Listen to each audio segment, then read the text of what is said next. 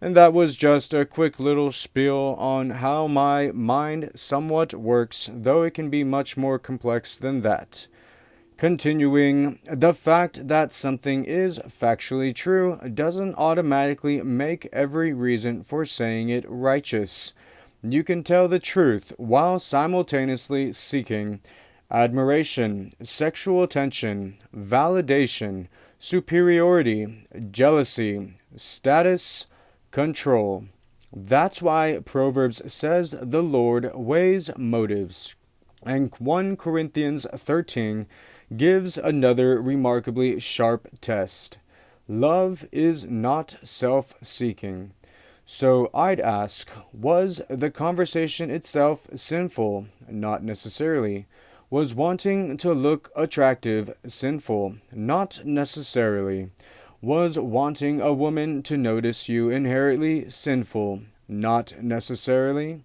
Was sexual desire itself proof of sin?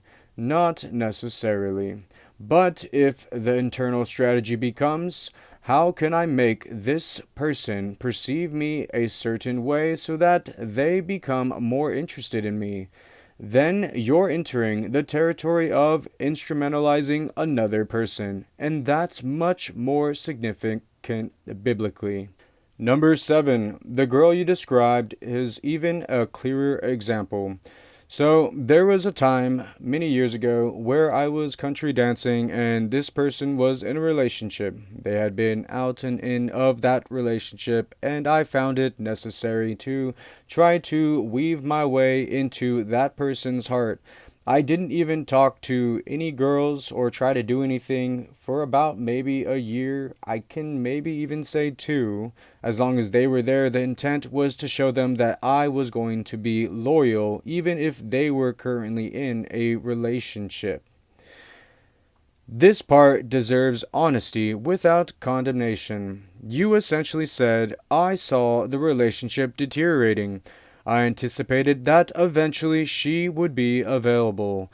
I remained emotionally attached, planted seeds of discord, and eventually the relationship ended. If that is an accurate description, then the morally problematic part isn't that you happen to be attracted to her. It isn't even necessarily wrong that you hoped one day she might become available. The issue is you began acting upon the hope while she was still attached to someone else. That's where love can quietly become strategy.